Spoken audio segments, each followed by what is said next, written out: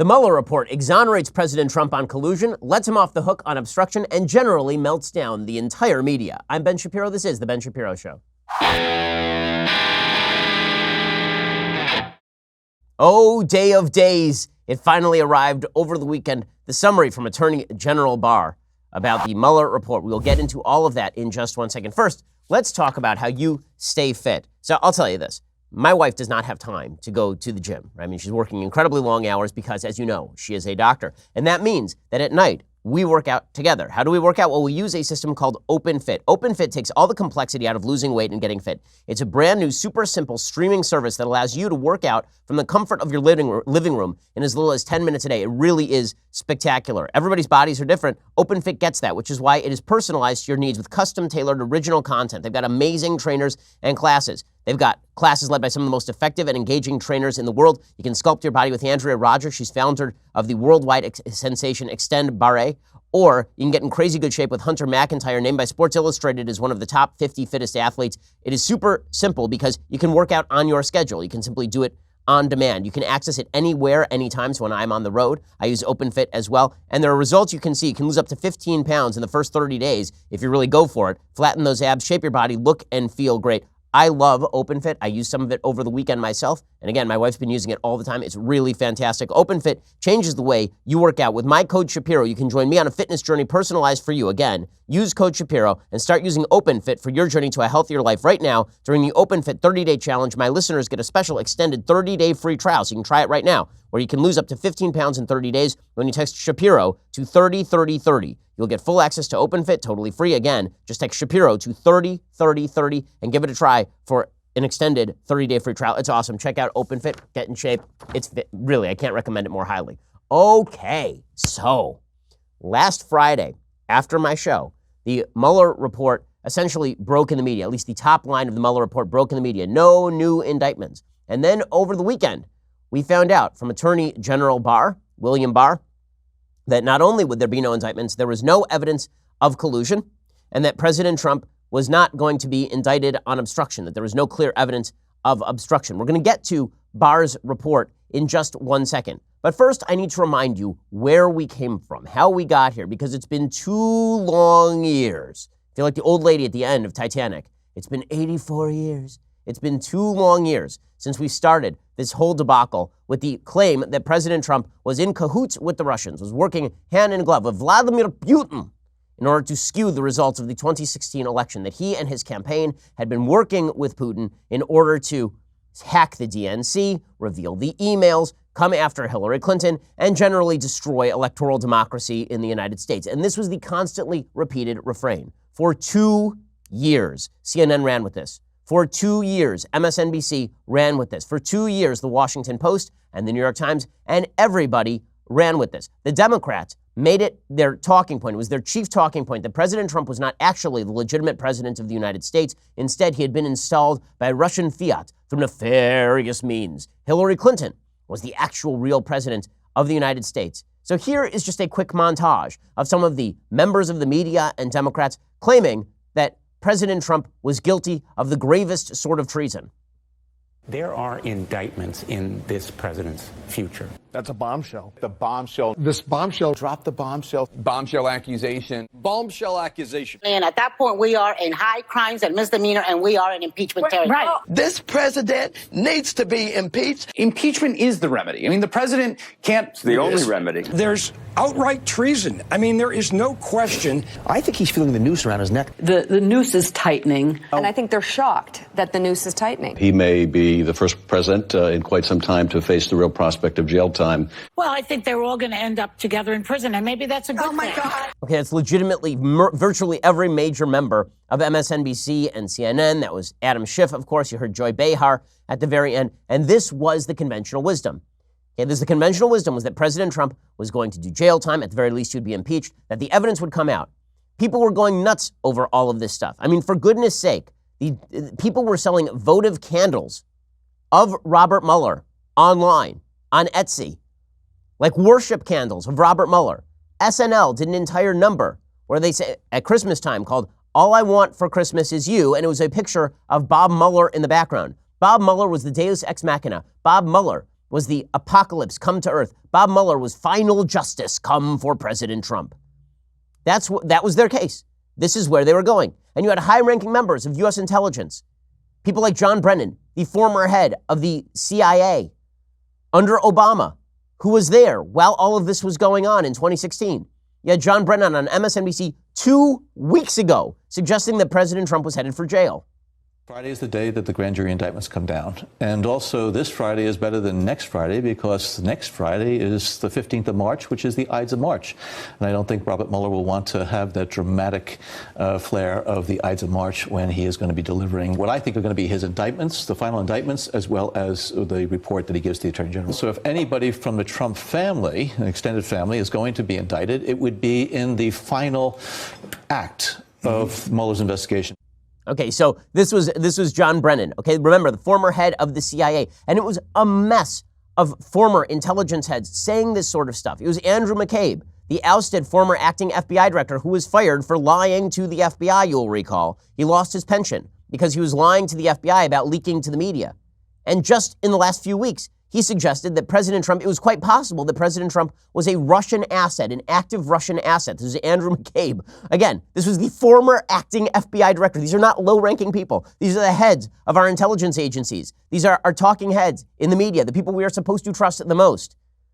Now, Matt Taibbi, who I generally disagree with over at Rolling Stone. He once wrote one of the worst profiles of Andrew Breitbart ever. He wrote a terrible, terrible eulogy of Andrew after he died. But Matt Taibbi has a piece today talking about how this is the media's WMD. I think that's an understatement. The media humiliated themselves. Our intelligence agencies, at least the leaders of them, people like James Comey, as we'll see, and Andrew McCabe, humiliated themselves. Here's Andrew McCabe explaining that President Trump may indeed have been a Russian asset. I did my job. I stood up to the obligations of my office. When we're presented with facts, we made hard decisions that we knew would be tough on the organization, would be tough on us personally. Look what I've gone through as a result of those decisions. But we did them anyway because we were committed to our responsibilities and serving this country. Do you still believe the president could be a Russian asset? I think it's possible. I think that's why we started our investigation. And I'm really anxious to see where Director Mueller concludes. What the actual F? And I remember when he said this on the air, I played it on the show the next day, and I said to myself, I said it openly, what is he talking about? How exactly is he upholding any standard of intelligence behavior here? Isn't the proper response, I haven't seen any evidence of that? How is it? It's possible. Yes, it's possible that he descended from the moon. It's possible that President Trump is actually the minion of the Martian, the little Martian, from the Warner Brothers cartoons. There are lots of things that are possible, but it is your job as the former head of the FBI to maintain the integrity of your institution. That's not what any of these people did. And of course, then there were the people who had a vested interest in this. Then there were the Democrats. You have Hillary Clinton, who legitimately said that President Trump guided the Russians. He provided them a roadmap. The Russians never could have figured out something like Facebook without President Trump, who has never used a computer, basically, guiding them around the interwebs. The Russians, in my opinion, and based on the intel and counter-intel people I've talked to, could not have known how best to weaponize that information unless they had been guided. And here's guided by Americans. Guided by Americans and guided by people who had, polling and data who information. Is that? But you're leaning Trump. Yes. Okay. All right. Yes, I'm leaning Trump. I think it's pretty hard not to. Oh, yeah, of course, it was Trump. It was Trump who stole the election from her. It wasn't that she was a garbage candidate who lost because she ran a garbage campaign to the worst candidate in American history, Donald Trump. I mean, I know that we've created this magical world in which Trump was this world-beating candidate. President Trump had a tape released on him a month before the election in which he said that he was grabbing women by the genitals and then he beat Hillary Clinton. That's how bad a candidate she was. That's why she lost, not because of the Ruskies and not because President Trump was working with Vladimir Putin hand in glove. And then this has dripped down to legitimately every level of the Democratic Party. This myth-making has dripped down to it's become the conventional wisdom. Beto O'Rourke, yesterday, who will jump on any object he could possibly find. And somebody needs to start an account on Twitter called Beto Jumps on Objects, because that's pretty much what he does at this point. He just goes up to tables, he jumps on them. He goes up to small children, he jumps on them. Well, yesterday he jumped on an object, and then he suggests in front of a crowd that President Trump sought to collude with the Russians beyond the shadow of a doubt. He said this legitimately about 2 hours before William Barr dropped his letter. You have a president who, in my opinion, beyond the shadow of a doubt, sought to, however ham-handedly, collude with the Russian government, a foreign power, to undermine and influence our elections. Okay, Okay, so he says all this, and every Democrat has basically echoed this. Maybe President Trump will be impeached on this. Maybe President Trump committed treason. Maybe President Trump was guilty. The entire goal of this was to create a massive shadow over the first couple of years of President Trump's presidency at a very minimum. Time magazine, you'll recall, ran a full cover in which it showed the White House shading into the Kremlin. So halfway across the Time magazine cover, the White House suddenly becomes the Kremlin because the Kremlin is owning and operating the White House. Now, here's the reality. The Kremlin owned and operated the media in the sense that the media did exactly what Vladimir Putin wanted. What Vladimir Putin wanted was to interfere in the election and then have the media run with whatever narrative they felt was most conducive to their point of view and tear the country apart. And they did it. They did it with ease. Now, here's the thing. It wasn't that hard to avoid this error. And forget about being on taking a strong stand in favor of the idea that this was all a mockery or that this is all nonsense. There was a very easy position available to everyone, right, left, and center. The easy position was, I don't know. That was the easy position because nobody knew, right? I didn't know. Mueller may have come down yesterday or Friday. He could have come down with a report that said precisely the reverse. I didn't know. You didn't know. Nobody knew. Now, there were indicators that this report was not going to be a bombshell. There were indicators that there were members of the intelligence community who hated President Trump. There were indicators that nobody had seriously been indicted in the collusion scandal for collusion. They'd been indicted for lying to the FBI. But you didn't even have to leap to the conclusion that this was all some sort of giant setup to simply say, listen, we can wait for the evidence to come out. Bob Mueller has a record as being a good prosecutor and a decent man, and there's no reason to suspect that he is going to come out and destroy President Trump. I'll get to that in just 1 second. First, let's talk about your Second Amendment rights. Attention to all of patriots. This is your last chance to win one of the most popular and advanced 1911s on the market. You see, I've teamed up with the USCCA to give you 7 chances to win $1,234. That is the exact amount you need to buy this very special gun. But it all ends this week. After Friday, March 29th, this gun will be gone. So which 1911 are you winning? Remember, there are the hints. It's lightweight, it's easy to shoot, making it one of the most popular 1911s to carry concealed. It boasts night sights, G10 grips, and comes in a beautiful, flat, dark earth finish. You want to see for yourself? Just text the word WIN to 87222 right now to reveal this gun and instantly lock in your 7 free chances to win it. Law-abiding citizens should be protected. Text WIN to 87222. It is simple, quick, 100% free, but you need to hurry because the incredible giveaway ends this Friday. As an extra bonus, the first 2,000 people to text in will also be sent a free concealed carry guide just for entering. You should be a member of the USCCA anyway. They have fantastic resources. So text the word WIN to 87222 right now for the official rules. Lock in your 7 entries and get your free concealed carry guide now. Before it is too late, text WIN to 87222, WIN to 87222. Okay, so as I say, it was not difficult to take a reasonable position on this particular issue. Now, I understand President Trump was out there saying that Bob Mueller was corrupt, that the entire investigation was corrupt, that it was a witch hunt and all of the rest. And you didn't have to believe that. You also didn't have to believe that the media, that their narrative, that President Trump was a Russian asset, like Kevin Costner in No Way Out. You didn't have to believe that either. You know what you could have said? Why don't we just wait? And then the evidence will come out. Now, not to brag or anything, but this was the only reasonable position in all of this. Okay, the truly reasonable position was, I don't know. I said this to Bill Maher, and Bill Maher couldn't believe it. Do you actually think that Donald Trump colluded with Vladimir Putin? Yes. Do you? You don't? How can you not? Well, I don't think he did it, but his son did it. The people who Mueller is and when indicting. the evidence comes out, I'm happy to go for the indictments. I'm fine with the indictments. Great. Okay, criminal activity is criminal activity. But you see That's fine.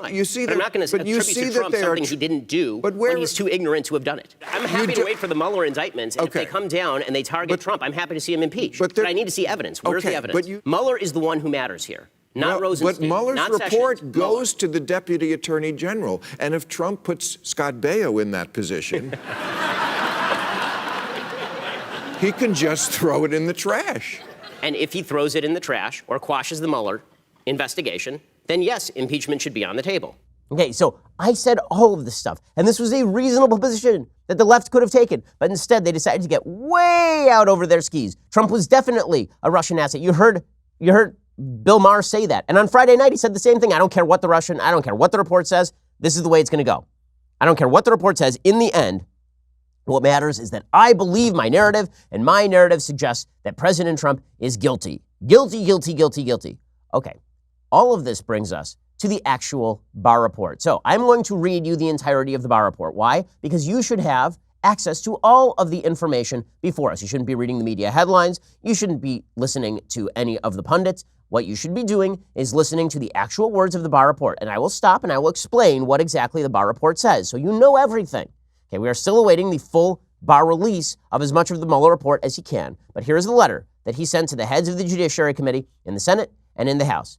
Dear Chairman Graham, Chairman Nadler, Ranking Member Feinstein, and Ranking Member Collins, as a supplement to the notification provided on Friday, March 22, 2019, I am writing today to advise you of the principal conclusions reached by Special Counsel Robert S. Mueller III and to inform you about the status of my initial review of the report he has prepared. Section 1, the Special Counsel's report. On Friday, the Special Counsel submitted to me a confidential report explaining the prosecution or declination decisions he has reached as required by 28 CFR Section 600.8c. This report is entitled Report on the Investigation into Russian Interference in the 2016 Presidential Election. Although my review is ongoing, I believe that it is in the public interest to describe the report and to summarize the principal conclusions reached by the Special Counsel and the results of his investigation. The report explains that the Special Counsel and his staff thoroughly investigated allegations that members of the presidential campaign of Donald J. Trump and others associated with it conspired with the Russian government in its efforts to interfere in the 2016 U.S. presidential election, or sought to obstruct the related federal investigations.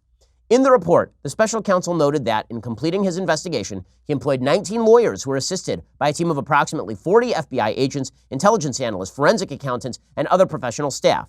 The Special Counsel issued more than 2,800 subpoenas, executed nearly 500 search warrants, obtained more than 230 orders for communications records, issued almost 50 orders authorizing use of pen registers, made 13 requests to foreign governments for evidence, and interviewed approximately 500 witnesses.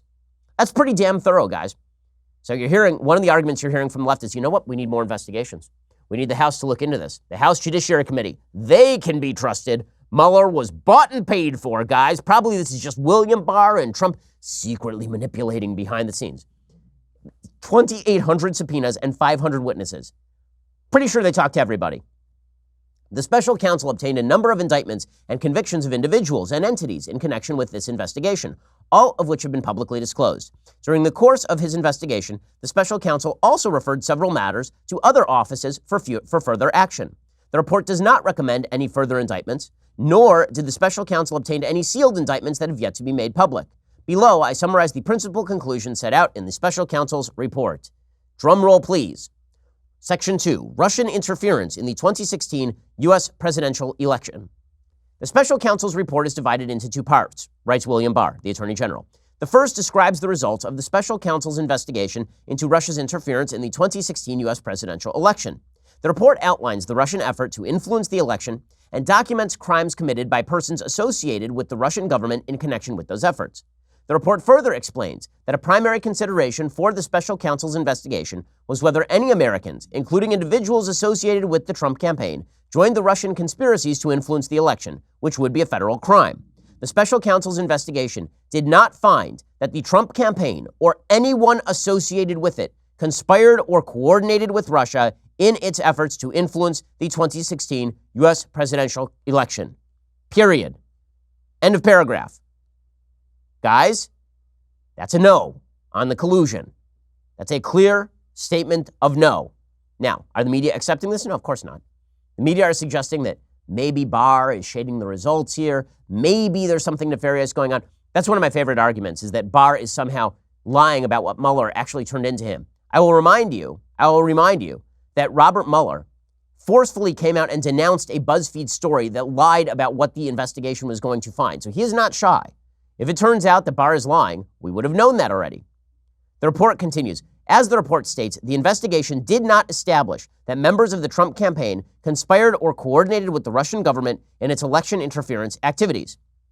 Now, the way that the left is reading this is they are saying that if the investigation did not establish it, then maybe there were some indicators that maybe they were trying or something like that. Okay, here's the reality.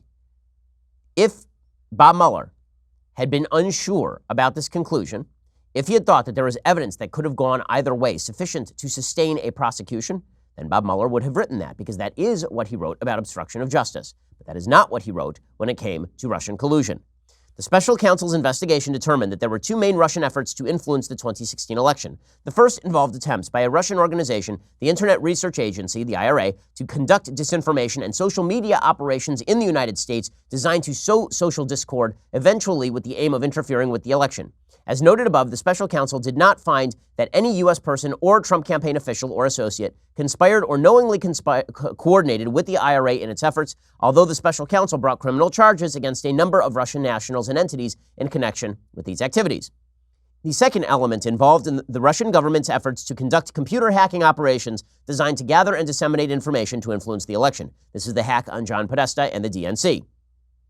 The special counsel found that Russian government actors successfully hacked into computers and obtained emails from persons affiliated with the Clinton campaign and Democratic Party organizations, and publicly disseminated those materials through various intermediaries, including WikiLeaks. Based on these activities, the special counsel brought criminal charges against a number of Russian military officers for conspiring to hack into computers in the United States for purposes of influencing the election. But, as noted above, the special counsel did not find that the Trump campaign or anyone associated with it conspired or coordinated with the Russian government in these efforts, despite multiple offers from Russian-affiliated individuals to assist the Trump campaign. That presumably would be a reference to the June 2016 Trump Tower meeting. There's a footnote here. It says, in assessing potential conspiracy charges, the special counsel also considered whether members of the Trump campaign coordinated with Russian election interference activities. The special counsel defined coordination as an agreement, tacit or express, between the Trump campaign and the Russian government on election interference. In other words, there was no secret deal. No secret deal. Headline number one, no collusion. Just didn't exist. No collusion. Okay, in 1 second, we're going to get to the second issue, obstruction of justice. And I'll explain how the media are even now trying to fib about this one, because they simply can't accept the L. Take the L, guys. It's pretty obvious what you did here. Okay, in a second, we'll get to that. First, you've heard me talk about how Ring is reinventing home security with doorbells, cameras, even an alarm you can install yourself. Now they are reinventing the Neighborhood Watch with a new app they created. It's called Neighbors by Ring. You remember the Neighborhood Watch. It's been around for a while. I remember it growing up. It's still a big thing. People care about making their neighborhood safer, and it benefits everybody. So Ring, a company synonymous with reinventing home security, reinvented the Neighborhood Watch. They have something called the Neighbors app. It's like the new Neighborhood Watch on your phone. People taking stuff off porches, trying doorknobs late at night, missing dogs. The Neighbors app sends real-time notifications to your phone whenever one of your neighbors posts a heads up about something that's going on, and it helps keep you informed, helps you keep watch on your property, on your stuff. The Neighbors app by Ring is completely free. Anyone can join, even if you don't own a Ring device. I've looked through the Neighbors app, and you're kind of astounded to see the crime that's taking place in your neighborhood, and that allows you sort of a heads up as to how to keep an eye on your property. I saw one video, actually, this morning. Somebody in my area is going around and clipping gas pipes to steal gas from people. I mean, it's just bizarro world. We're living in a world where you should be aware of your surroundings and aware of your neighborhood, and that's what the Neighborhood app does. You got to check it out yourself. The easiest way to get it is going to ring.com/Shapiro. Make your neighborhood safer today with the Neighbors app by Ring. Again, that's ring.com/Shapiro. Ring.com/Shapiro. Go check it out right now. I love all the Ring products, and this is a great new app, Neighbors app from ring.com/Shapiro. You don't even have to be a member of Ring to get the app. Ring.com/Shapiro. Okay, so the report from William Barr continues on obstruction of justice. The report's second part addresses a number of actions by the president, most of which have been the subject of public reporting, that the special counsel investigated as potentially raising obstruction of justice concerns. After making a thorough factual investigation into these matters, the special counsel considered whether to evaluate the conduct under department standards governing prosecution and declination decisions, but ultimately determined not to make a traditional prosecutorial judgment. The special counsel therefore did not draw a conclusion one way or the other as to whether the examined conduct constituted obstruction. So the special counsel did not say, we decline to prosecute, or he should be prosecuted. Instead, he said, listen, I don't know. It's all public. If this is impeachable stuff, go for it. If not, then not. But it's hard to imagine there's an impeachment for obstruction when there's no underlying crime. What exactly would Trump have been trying to obstruct? Again, one of my contentions the entire time is that Bob Mueller was not obstructed by President Trump. James Comey admitted that the investigation was not obstructed by President Trump. Trump tweeting random crap out there does not constitute obstruction. We have covered this at length on the show. Instead, says Barr, For each of the relevant actions investigated, the report sets out evidence on both sides of the question and leaves unresolved what the special counsel views as difficult issues of law and fact concerning whether the president's actions and intent could be viewed as obstruction. The special counsel states that, quote, while this report does not conclude that the president committed a crime, it also does not exonerate him. And this is the line that the media have been focusing in on. Ooh, it doesn't exonerate him. It doesn't exonerate him. So that means that even if he didn't commit a crime, maybe he's guilty of something. Okay, now here's the reality. We all know what President Trump did here. President Trump put pressure publicly on the Mueller investigation, but behind closed doors, he didn't actually stop anything having to do with the Mueller investigation. Him fulminating on Twitter does not amount to obstruction. Him telling people internally that he'd like to fire Bob Mueller does not amount to obstruction. Him talking about how he'd like this investigation to end. Him talking about how he fired James Comey because he was ticked off with the whole thing. None of that amounts to obstruction. So that is controversial, but it is not controversial from a legal point of view. If Mueller thought that this was an open and shut obstruction case, then he would presumably have recommended charging for obstruction. And a bunch of people on the left saying, well, you can't charge a president with obstruction. That's what he's really saying, that if he weren't president, he'd be charging him with obstruction. That's not what Barr says. What Barr says is that the report does not conclude that the president committed a crime. It doesn't exonerate him because you can't exonerate in a case of sort of public view. What's hilarious about all of this is people saying, well, you know, the president shouldn't be exonerated because obstruction of justice, I mean, that even amounts to the president not wanting to talk to Mueller. No, that's called like a normal legal defense. As a lawyer, the first rule is shut your client up. I've been saying this about Rudy Giuliani since the very beginning. Dude, get your guy to shut up. The special counsel's decision to describe the facts of his obstruction investigation without reaching any legal conclusions leaves it to the Attorney General to determine whether the conduct described in the report constitutes a crime. This is the normal way things work. Now, people are saying, oh, well, William Barr stepped in and shut down the possibility of an investigation, shut down the possibility of a charge here. You know why? Because that's the DOJ's job. You know what you're not supposed to do is what James Comey did with Hillary Clinton. What he should have done is what Mueller did here. He should have said, here are all the facts, laying them out. Now it's up to you, Loretta Lynch, and if you want to shut this thing down, then it's on your head. Well, the same thing happened here for Mueller. Over the course of the investigation, the special counsel's office engaged in discussions with certain department officials regarding many of the legal and factual matters at issue in the special counsel's obstruction investigation. After reviewing the special counsel's final report on these issues, consulting with department officials, including the Office of Legal Counsel, and applying the principles of federal prosecution that guide our charging decisions, Deputy Attorney General Rod Rosenstein and I have concluded that the evidence developed during the special counsel's investigation is not sufficient to establish that the president committed an obstruction of justice offense. Now remember, this is Rosenstein going along with the sue. President Trump's been ripping on Rosenstein. So is the implication here that both Barr and Rosenstein are compromised? As you'll see, the media say yes. Our determination was made without regard to and is not based on the constitutional considerations that surround the indictment and criminal prosecution of a sitting president. In other words, it has nothing to do with he's the president, so he can't obstruct justice. This is just not obstruction of justice, is what Barr is saying. In making this determination, we noted that the special counsel recognized that the evidence does not establish that the president was involved in an underlying crime related to Russian election interference, so hard to obstruct an investigation into a crime that doesn't exist, and that while not determinative, the absence of such evidence bears upon the president's intent with respect to obstruction.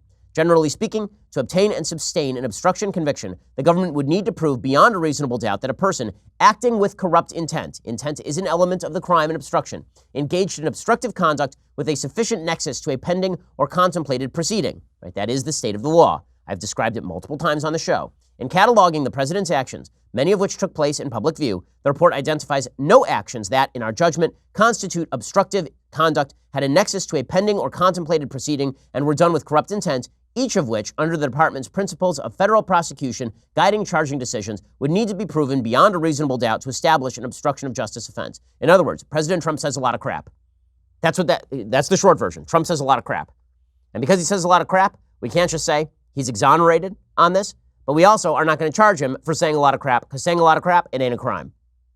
Okay, final section of this report from William Barr. The status of the department's review. The relevant regulations contemplate that the special counsel's report will be a confidential report to the Attorney General. As I have previously stated, however, I am mindful of the public interest in this matter. For that reason, my goal and intent is to release as much of the special counsel's report as I can, consistent with applicable law, regulations, and departmental policies. Based on my discussions with the special counsel and my initial review, it is apparent that the report contains material that is or could be subject to Federal Rule of Criminal Procedure 6E, which imposes restrictions on the use and disclosure of information relating to matters occurring before a grand jury. Rule 6E generally limits disclosure of certain grand jury information in a criminal investigation and prosecution.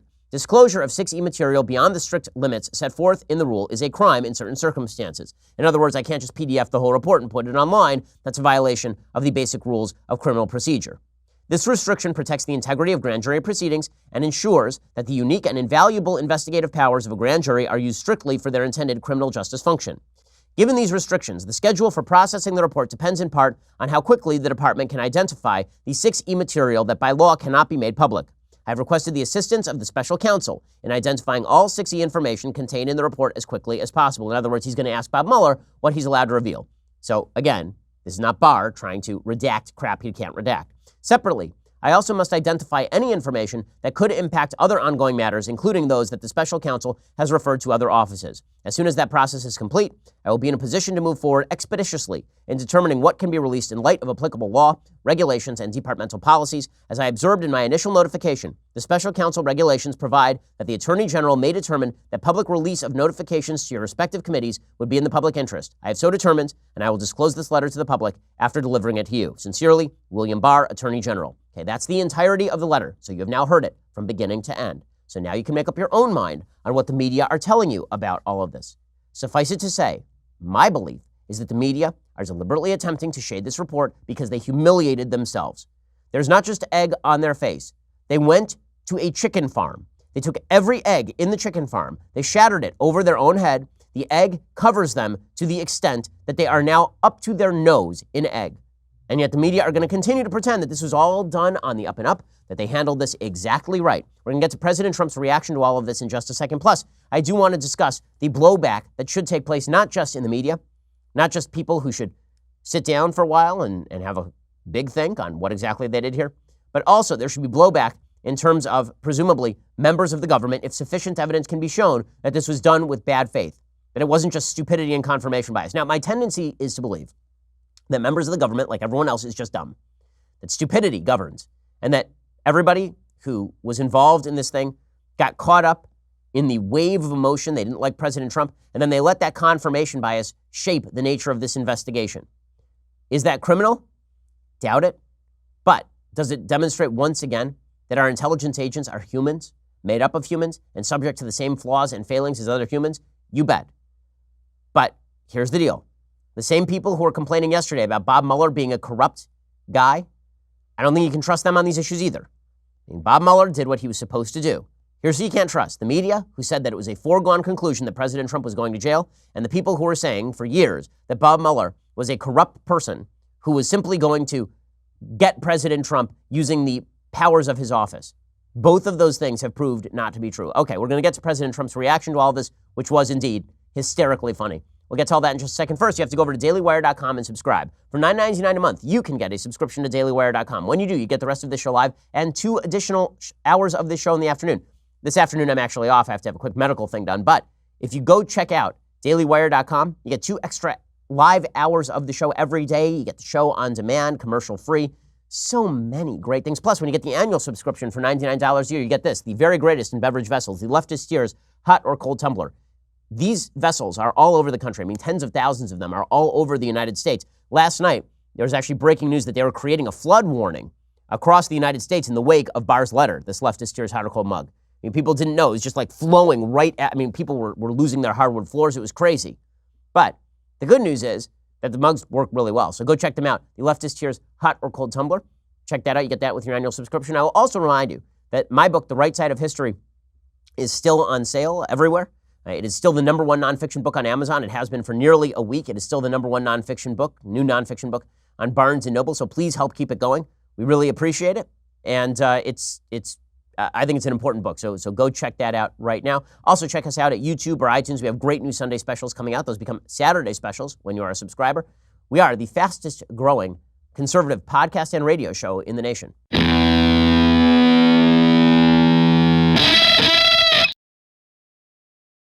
Alrighty, so President Trump reacts to all of this, and I have to say, this was the best Trump ever. I mean, this is like this is grade A++ Trump. So yesterday morning, I wake up and I notice that President Trump has tweeted, and he hasn't tweeted for a couple of days. And I thought, oh, here we go.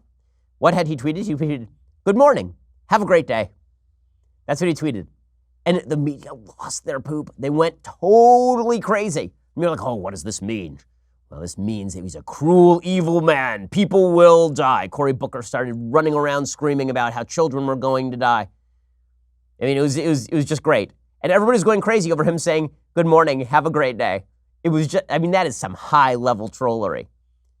It's spectacular. Then, later in the day, he tweeted this out. He tweeted, "Make America great again." He tweeted that out. It was like 1 minute later. So, have a great day and make America great again. Everybody's like, the Krasenstein brothers, their heads are exploding. The pod bros, like, oh my God, this is the worst. He said, America's going to be great and also have a great day. Obviously, nefarious things are afoot. And then later in the day, after the Barr report drops, he writes, "No collusion, no obstruction, complete and total exoneration. Keep America great." Now, technically, he is correct, of course, about no collusion. On no obstruction, he is correct as well. Complete and total exoneration, not totally correct simply because the Mueller report didn't say that they would exonerate on obstruction, but it is very difficult to exonerate on obstruction in a case where the president has publicly talked about how much he hates an investigation. You know, you can't really exonerate on that basis, but you can say not enough material to charge, which is a difference in American law. So President Trump does all that, and then President Trump finally speaks to the press late yesterday afternoon, and he says, "You know what? I love America. This place, unbelievable." I just want to tell you that America is the greatest place on earth. The greatest place on earth. Thank you very much. And look, the dude's been put under the knife for 2 years on this nonsense. 2 years. And I know people in the Trump administration who were interviewed by the Mueller folks. I know people who had to lawyer up on the basis of this, who were put through long, long hearings on all of this, and it turned out to be nothing and stupidity for the most part. And not for the most part, just ultimately, just stupidity. Yes, they get to take a victory lap today. Now, Politico, it's just amazing. Politico responds to this with this headline. You ready? After the nearly 2-year investigation found no collusion or clear obstruction of justice, Trump and his aides showed little interest in healing or national unity. Really? So if I accuse you of being a traitor for 2 years, and then it turns out that you're not a traitor, the headline's going to be that you're mad about it? That's the headline? Really? Well, President Trump wasn't done. He said, listen, this is an illegal takedown that failed. Now, here's where we get into the question of what happens next. There's been some talk on the right about we should go after and prosecute people who are members of the FBI. Well, then we have to look at the criminal standards the same way we did for President Trump. Did they commit a crime? Was it a crime for the FBI to get out over its skis? Was it a crime for them to investigate without convicting people for not committing crimes? In other words, was an investigation that was founded on flimsy rumors, is that criminal in and of itself? Should people go to jail for that sort of thing? Or was it an investigation that was founded on rumors that had to be taken seriously, at least at the time, and then it sort of grew based on the stupidity and confirmation bias of people who didn't like President Trump? Is any of that criminal? And if it's not criminal, then maybe this speaks to what kind of power the intelligence agencies should have overall, because they are staffed with human beings. Confirmation bias, very dangerous drug, and that is particularly true when the government has enormous power. Here's President Trump, though, saying that the investigation was an illegal takedown that failed. It was a complete and total exoneration. It's a shame that our country had to go through this.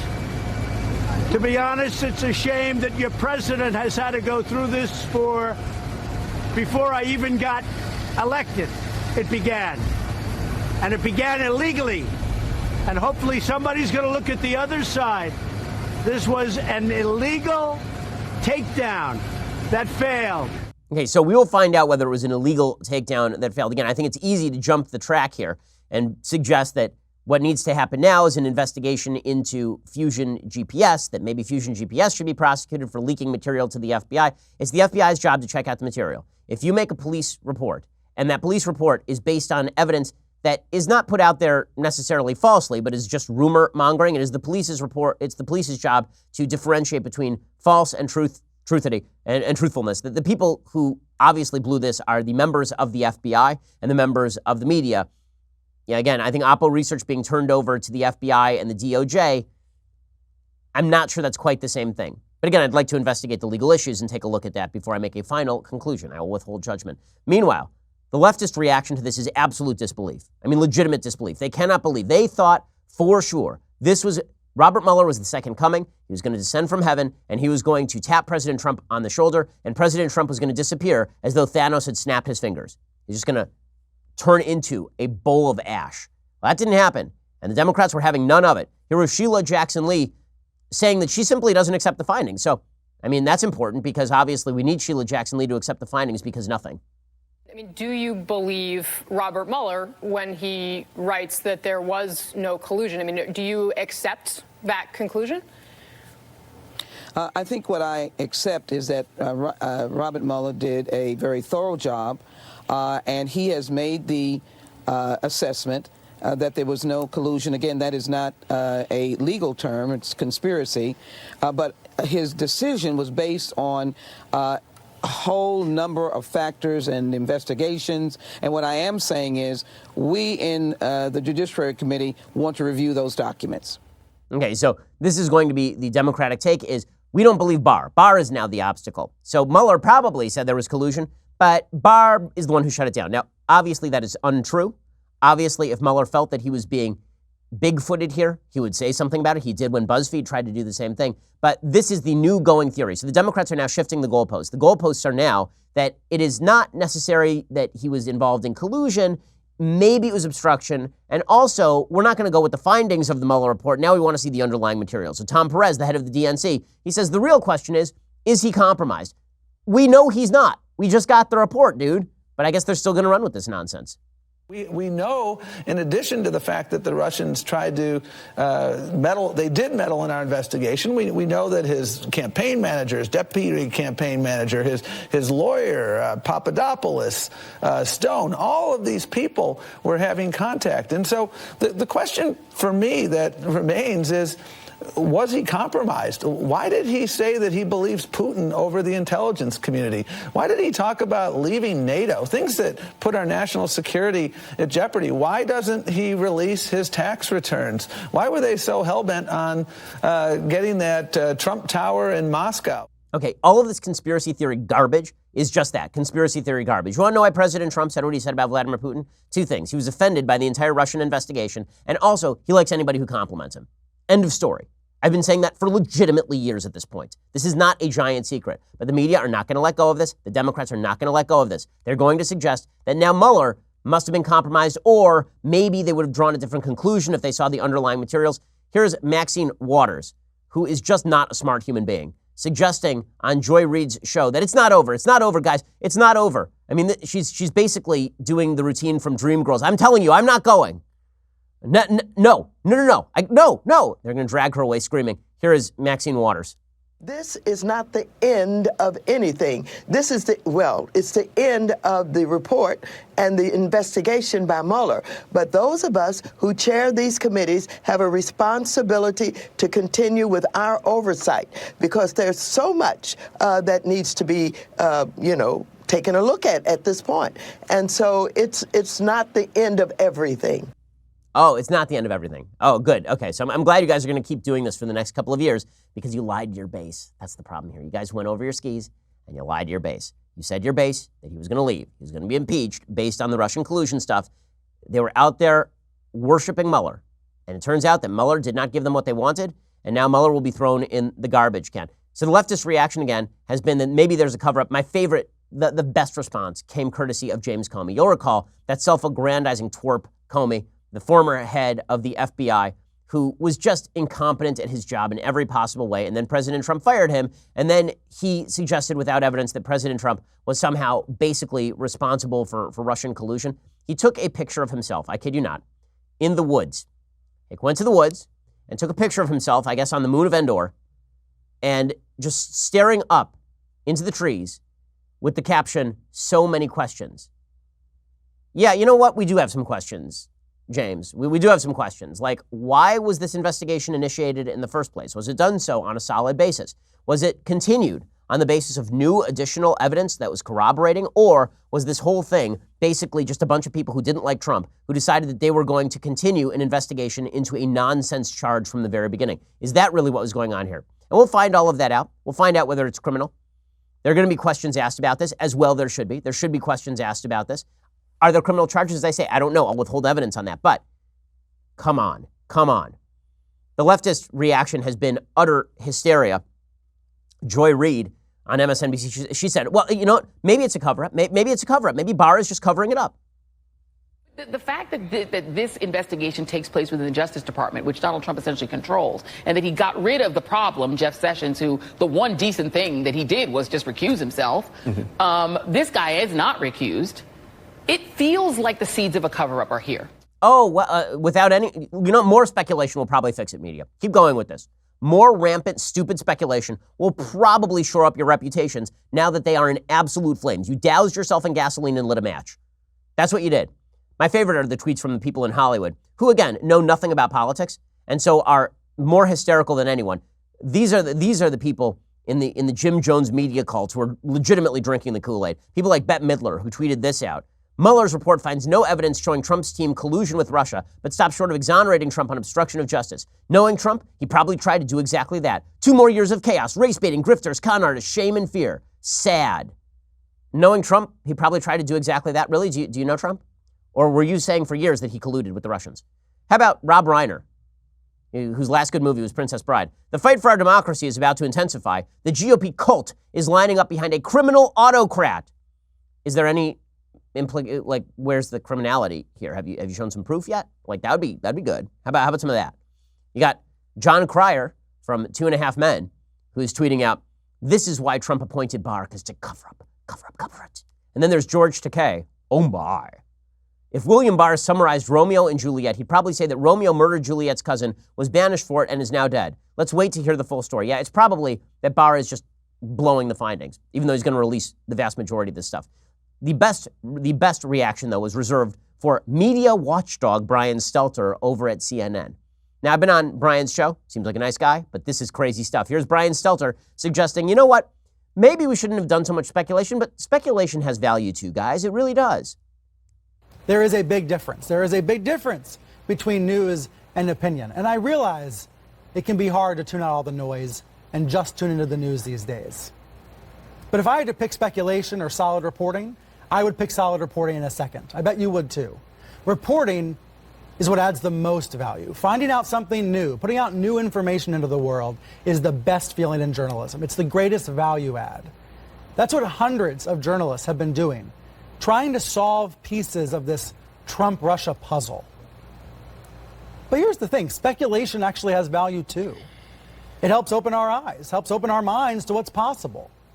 Okay, so speculation helps us. That's what it is. It's just mind expanding, guys. That's all we were trying to do was expand minds. When we were on Chyrons for 2 years about how Trump was lying about Russian collusion, and then in parentheses, Trump would say, no collusion, in parentheses, hasn't been proved. Now I'd like to see CNN run a Chiron that says, CNN for 2 years ran with collusion. It never happened, in parentheses. Man, they humiliated themselves, and they deserve every bit of the blowback they are going to get from the American public and from other members of the media and from it's just, what a botched job. What a botched job for 2 years. Full craziness. Okay, time for some things I like and then some things that I hate. So, things that I like. There's a movie that was nominated for, was it nominated for Best Picture? I don't think so. I think it was nominated for Best Screenplay. It won Best Foreign Picture. And the movie is called Cold War. It's basically about a love affair in Cold War Poland. It is a good movie. The basic notion of the movie is that there is this guy who is the head of the music program in Poland. He falls in love with one of the women who is part of his act. He defects to the West. She follows him. And then it's about their romance in the middle of the Cold War. The underlying unease with the film, of course, is really not about their relationship. It's about the fact that whenever they're in the West, their relationship seems to fall apart. Whenever they are in the East, meaning in Poland, when they're on the other side of the Berlin Wall, then their relationship seems to solidify. But that is simply because of the pressures on them. And so it's kind of fascinating that way. Here is a little bit of the preview. It is a foreign language film, so I'm not going to play too much of it. The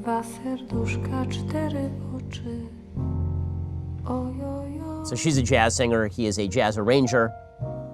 And it's an effective movie. It's an effective film. It has some things to say about the nature of communism, and it also has something to say about the nature of human relationships and whether a relationship is really solid if it can't maintain itself when there aren't outside pressures on it. Okay, time for some things that I hate. So many things that I hate today. Many a thing that I hate. So thing number one that I hate. In the aftermath of the New Zealand shootings, as we already know, there was a move to ban guns, essentially, in New Zealand. There was going to be a full-scale attempt to seize semi-automatic weapons. But that was not the only violation of freedoms in New Zealand. This is why knee-jerk responses to tragedy are usually a bad idea. According to USA Today, the chief censor of New Zealand. Now, first of all, why do they have a chief censor in New Zealand? Does that seem like a free speech thing to you, to have a chief censor? How would you like to have a chief censor in the United States? Does that sound like a good idea or a bad idea? It's funny, I'm not seeing members of the left going, in New Zealand, they can just ban speech. Why can't we do that here? I mean, they take shooting seriously over there. They just ban things. It's so funny. The same people on the left who say, when it comes to the Second Amendment, why look at New Zealand? It's just great. They can summarily ban guns. Not seeing the same sort of reaction when it comes to banning speech. Their chief censor has banned the 74-page manifesto written and released by the evil piece of crap who slaughtered 50 people at 2 mosques in the city of Christchurch. The ban was issued on Saturday. It means that anyone caught with the document on their computer could face up to 10 years in prison. Anyone caught sending it could face 14 years in prison. Now, I've encouraged people not to read the manifesto because I don't think that this guy's evil ideas should spread. And I've encouraged people not to use his name. Do I think somebody should go to jail for 10 years for having the document on their computer? I mean, hell, I've got the document on my computer because I had to read it to cover it for the show. I have the document on my computer because I had to actually read it so that I knew what exactly the media were saying about it and whether it was true or not. 10 years in prison for having a document on your computer? How in the world is that a proper response to an act of evil?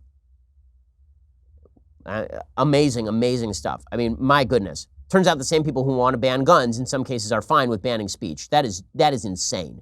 That is insane. It's an evil manifesto filled with evil. Should you ban it? Of course you shouldn't ban it. That's crazy.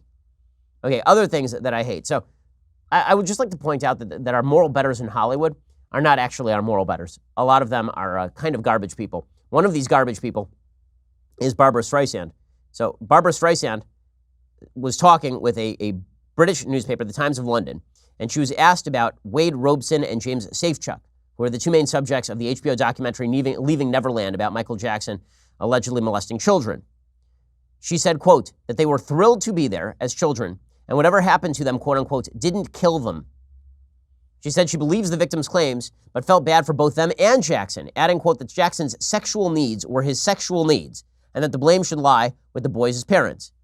Now, I do not disagree that the boys' parents carry a hell of a lot of blame, but what the actual, really? That they were happy to be there? They were thrilled to be there, and his sexual needs were his sexual needs? Now, she was good friends with Michael Jackson. This just goes to show you, once again, confirmation bias. Wow, what a hell of a drug. You start to basically slough off actual child molestation. She said, you can say molested, but those children, as you heard, they were thrilled to be there. They both married, they both have children, so it didn't kill them. She said, I feel bad for the children. I feel bad for him. I blame the parents who would allow their children to sleep with him. Why would Michael need those little children dressed like him and in the shoes and in the dancing and the hats? Man, how she continues to have a job after that. Now, as I've said, I'm not in favor of people losing their jobs for old things they say, old things that they say. But if you're buying a Barbra Streisand album after she says something like that, I gotta say, I'm not sure what's going through your head. Whew. Pretty wild. But don't worry, the people in Hollywood, those are the people we should trust with deciding our morals. These are the folks who really, I think, ought to lean on heavily when it comes to making our moral decisions. Okay. Final thing that I hate. So Ilhan Omar spoke at a CARE event, an event sponsored by the Council on American Islamic Relations, an unindicted co-conspirator in the Holy Land Foundation terror trial. And at this event, again, sponsored by a group that has connections to terrorism, she suggested that she didn't care about the pro-Israel protesters outside. She didn't care what they had to say. Well, what they really had to say is stop being an anti-Semite. Of course she doesn't care what they have to say because she's an anti-Semite. I know many of them drove miles to get here, spent a lot of energy and resources and money to purchase the signs that they have. But I don't think any of them realize that people like myself and many of the people in this room can care less about what they have to say. Yeah, we know that. We know you don't care. When it comes to anti-Semitism, you don't care. And the Democratic Party went along with that. So that is not a shock in any way, shape, or form. Okay, well, normally we'd be back for 2 hours later today. We do have a guest host later today, so if you want more material, go check that out later today. I will be back here with you tomorrow. We will break down everything. We'll have 3 hours long. You should go subscribe. Please pick up a copy of my book, The Right Side of History. I think it's an important book. I think it's got some depth to it, if I do say so myself. So go check that out right now. It is surging up the bestseller chart. Still the #1 nonfiction bestselling book in the United States, according to both Amazon and Barnes & Noble. So go check that out right now. We really appreciate it. And we will see you here tomorrow. I'm Ben Shapiro. This is The Ben Shapiro Show. This is The Ben Shapiro Show. Executive producer Jeremy Boring. Senior producer Jonathan Hay. Our supervising producer is Mathis Glover. And our technical producer is Austin Stevens. Edited by Adam Sayevitz. Audio is mixed by Mike Coromina. Hair and makeup is by Jesua Olvera. Production assistant Nick Sheehan. The Ben Shapiro Show is a Daily Wire production. Copyright Daily Wire 2019. Hey everybody, it's Andrew Klavan, host of The Andrew Klavan Show. Well, Robert Mueller and Donald Trump agree there is no collusion. We'll talk about it on The Andrew Klavan Show. I'm Andrew Klavan.